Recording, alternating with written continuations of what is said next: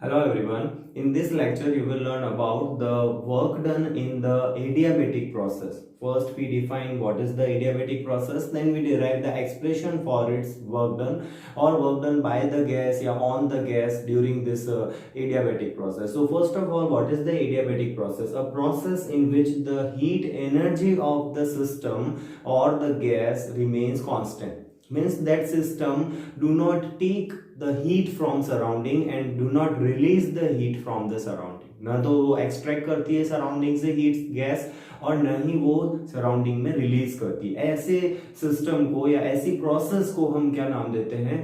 Adiabatic process बोलते हैं। इस प्रोसेस में जो कंटेनर, जो सिलेंडर अगर हम कंसिडर करें तो इस सिलेंडर की जो वॉल्स होंगी दैट विल बी एडियाबेटिक, जिसको हम हीट इंसुलेटर कह सकते हैं, यानी हीट को वो कंडक्ट नहीं करती आइडियल कंडीशन में। और यहाँ जो हम गैस ले रहे हैं that is the ideal gas.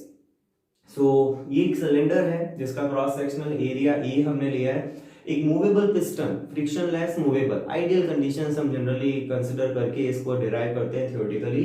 So this is the piston and this piston is frictionless and movable. Clear? Gas is filled here और जो गैस फोर्स लगाएगी यहाँ पर वो होगा प्रेशर इनटू एरिया।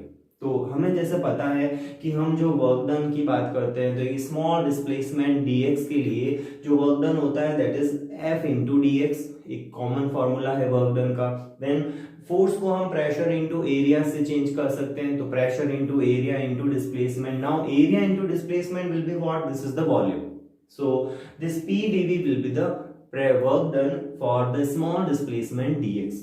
अब अगर मुझे यहाँ पर लार्ज वॉल्यूम चेंज के लिए वर्क डन कैलकुलेट करना हो, like volume is changing from v1 to v2, then how we find the work done? That work done will be given by integrating the above equation. तो इस equation को जब हम integrate करते हैं तो we will get v1 to v2 p dv। Okay, so this is the general formula and that can be used to determine the work done in the either isobaric, isoporic, isothermal or the adiabatic process. So इसको मैंने side में derive किया है। We can use this formula directly. Okay, यहाँ पर मैंने इसको introduce किया है एक तो डायग्राम को कि considering a piston placed inside a cylinder containing an ideal gas. Okay, एक ideal gas इसके अंदर contained है। The piston is frictionless and movable. Clear? And the walls of the cylinder are adiabatic, यानी वो heat insulator होगी जैसा हमने diagram में भी शो किया है। Clear? Now the process in which the heat energy remains constant, तो heat energy जिसमें constant रहे, Q constant हो, change in Q 0 हो, उस प्रोसेस को हम क्या कहेंगे? इस प्रोसेस को हम क्या नाम देंगे? Adiabatic process. क्लियर? और देखो एडियाबेटिक प्रोसेस के लिए आइडियल गैस के साथ एक और इक्वेशन यूज होती है जिसको हम यहाँ डायरेक्ट यूज लेते हैं। इसका डेरिवेशन हम फर्दर किसी टॉपिक या वीडियो में करेंगे, बट अभी हम उस एक्सप्रेशन को डायरेक्ट यूज लेंगे and that expression is pv to the power gamma and that is constant. Clear?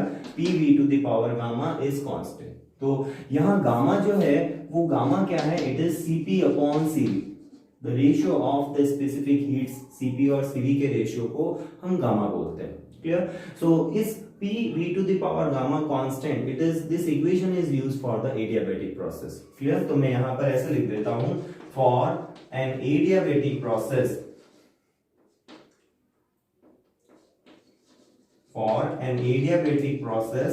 P v to the power gamma is constant, where gamma is Cp upon Cv and this gamma is what? This is greater than 1.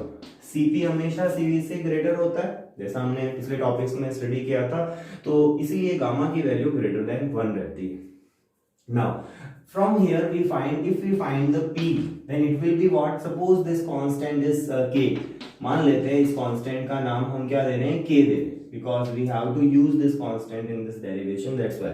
So if this is k then we can write this k upon v to the power gamma and it is k v to the power minus gamma. Clear? K v to the power minus gamma. This is the expression for the p. Now work done, let this is equation number 1. Now since the work done is given by, अब हम ये general expression यहाँ पर use लेते हैं जो मैंने इधर लिख रखा है साइड में डिराइव करके। It is integral p dv v1 to v2।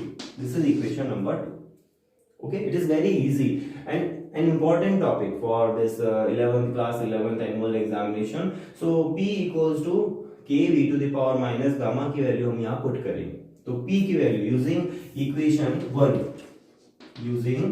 equation 1 we can write this work done as k v to the power minus gamma into dv and integration limit v1 to v2. Now k is constant, so can be taken out from the integral and v to the power minus gamma. तो देखो formula क्या है, x to the power n integral अगर हम करते हैं तो it is x to the power n plus 1 upon n plus 1, यही होता है. तो ये फॉर्मूला हम यहाँ पर यूज लेंगे. तो it is v to the power minus gamma means यहाँ n क्या है माइनस गामा और x क्या है वहां अगर इस सपोज से रिलेट करूं तो it is b. So what will be the integration?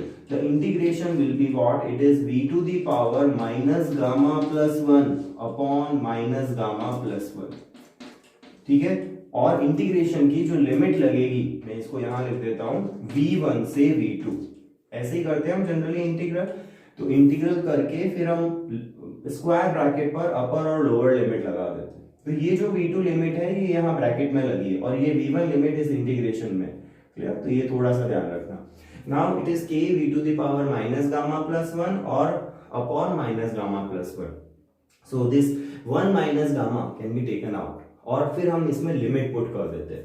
तो क्या आएगा देखो, it will be k upon 1 minus gamma and v2 की power minus gamma plus 1 and then minus v1 to the power minus gamma plus 1 and bracket close. First we put upper limit, then we put the lower limit and the negative sign in between then these two terms. तो minus sign जो है वो हम यहाँ पर लगा के इस तरह से लिमिट्स पुट कर देते हैं. नाउ इस k को मैं अंदर शिफ्ट करूंगा, ओके, और वापस से p की टर्म में उसको कन्वर्ट करूंगा यूजिंग इक्वेशन 1. तो जैसे p k की पावर p क्या है k v to the power minus gamma. तो P1 क्या होगा, यहाँ V1 आ जाएगा. P2 क्या होगा, यहाँ V2 आ जाएगा. सो आई यूज दैट टर्म्स हियर. देखो कैसे हम इसको चेंज करते हैं. वन मोर थिंग, देखो यहाँ पर ये 1 माइनस गामा है लेकिन हमने ऊपर लिखा कि गामा ग्रेटर देन 1 है. तो हमें यहाँ इसको भी रिप्लेस करना है, यानी इसको गामा माइनस 1 लिखना है so that this term becomes positive. Clear. Otherwise ये वैल्यू क्या आएगी, नेगेटिव वैल्यू आएगी. सो फर्स्ट भी इंटरचेंज द साइन, यानी इन दोनों की. तो हम करते क्या है, देखो माइनस से न्यूमरेटर डिनोमिनेटर में मल्टीप्लाई कर देते हैं. क्लियर. माइनस साइन से न्यूमरेटर डिनोमिनेटर दोनों में मल्टीप्लाई कर देते हैं. तो उससे क्या एक्सप्रेशन क्या बनेगा देखना, w will be equals to minus से मैं अगर मल्टीप्लाई करूं तो k को भी अंदर शिफ्ट करना है मुझे. तो गामा माइनस 1 v1, पहले मैं देखो नेगेटिव साइन जो है ना माइनस से जब मल्टीप्लाई किया तो ये नेगेटिव पॉजिटिव हो जाएगा, ये पॉजिटिव नेगेटिव हो जाएगा. तो माइनस v1 जो नेगेटिव था वो पॉजिटिव हो गया. k से मैं इसको मल्टीप्लाई कर रहा हूं तो k अंदर मैंने शिफ्ट कर दिया ब्रैकेट में and it is minus gamma और एक v1 को स्प्लिट कर दिया. देखो x की पावर m प्लस n को हम क्या लिख सकते हैं, x की पावर m इंटू x की पावर n. वही फॉर्मूला मैंने यहाँ यूज लिया है. v to the power minus gamma plus 1 था ना, तो इसको लिख दिया v to the power minus gamma, sorry v1 to the power minus gamma and v1 as it is, है ना. इस टर्म को पहले हम लिख रहे हैं. सो उसको स्प्लिट कर दिया वापस से मैंने. पावर जो एडिशन में थी उसको हमने स्प्लिट करके दो टर्म्स बना ली. इससे होगा क्या, देखो एक्चुअल में ये वाली वैल्यू जो है ना ये p1 बन जाएगी और ये v1 रह जाएगा. Similarly, the second term will be what? It is v2 to the power minus gamma into v2. Simple. Now, this term इसको और इसको हम रिप्लेस कर देते हैं p1 और p1 और p2 से. तो क्या मिलेगा, this will be equals to 1 upon gamma minus 1. It is p1 v1 minus p2 v2. Simple है. तो p1 v1 minus p2 v2 ये हमें एक्सप्रेशन मिल गया. क्लियर. तो यहां पर हमने क्या क्या चेंज किए मैं एक बार वापस रिपीट करता हूं क्योंकि कुछ स्टेप्स हमने डायरेक्ट यहां पर यूज लिए हैं. सो फर्स्ट मैंने यहां पर नेगेटिव साइन से न्यूमरेटर डिनोमिनेटर में मल्टीप्लाई किया. तो उससे क्या हुआ, ये गामा माइनस 1 बन गया जो 1 माइनस गामा था. क्लियर। और यहाँ ये V1 वाली टर्म पहले आ गई, जो उधर पहले V2 थी, तो ये दोनों इंटरचेंज हो गए एक्चुअली। देन k को जब हमने अंदर शिफ्ट किया तो k V1 की पावर माइनस गामा, यानी हमने उस पावर को भी स्प्लिट कर दिया, clear, V1 to the power minus gamma और V1, और इस k V1 to the power minus gamma को P1 लिख दिया यूजिंग इक्वेशन 1। ओके, तो हमने यहाँ पर एक तो ये दो फॉर्मूले यूज लिए हैं और इक्वेशन 1 को भी यूज लिया है, clear. Now in this situation since PV equals to nRT, so इसको हम क्या लिख सकते हैं, this can also be written as nRT1 minus nRT2 upon gamma minus 1। और यहां से इसमें nr अगर कॉमन ले लें तो nr upon gamma minus 1 is equals to into multiply by T1 minus T2। तो ये एक्चुअल में इसके फाइनल वर्क डन का हम एक एक्सप्रेशन कह सकते हैं, clear. So this is the work done in adiabatic, इसको मैं WAD लिख देता हूं, ठीक है, एडियाबैटिक। सो एडियाबैटिक प्रोसेस, एडियाबैटिक का मतलब हीट इंसुलेटर, क्लियर, हीट को कंडक्ट नहीं करना, that type of process is called adiabatic. Okay, तो यहां पर इसको हम nr upon gamma minus 1 T1 minus T2 से लिखते हैं। अब देखो क्या होगा कि अगर हम बात करें इन एक्सपांशन, अगर गैस जो है वो एक्सपांड हो रही है या एक्सपांशन हो रहा है गैस का, तो गैस के एक्सपांशन के टाइम में वर्क डन जो होता है वो पॉजिटिव होता है, क्लियर, वर्क डन जो होगा वो पॉजिटिव होगा, और पॉजिटिव होने का मीनिंग क्या है, T1 is greater than T2, clear. जो T1 है यानी कि टेम्परेचर डाउन होगा, गैस का एक्सपांशन होगा तो फाइनल टेम्परेचर कम होगा, इनिशियल ज्यादा होगा, क्लियर। तो इन एडियाबैटिक एक्सपांशन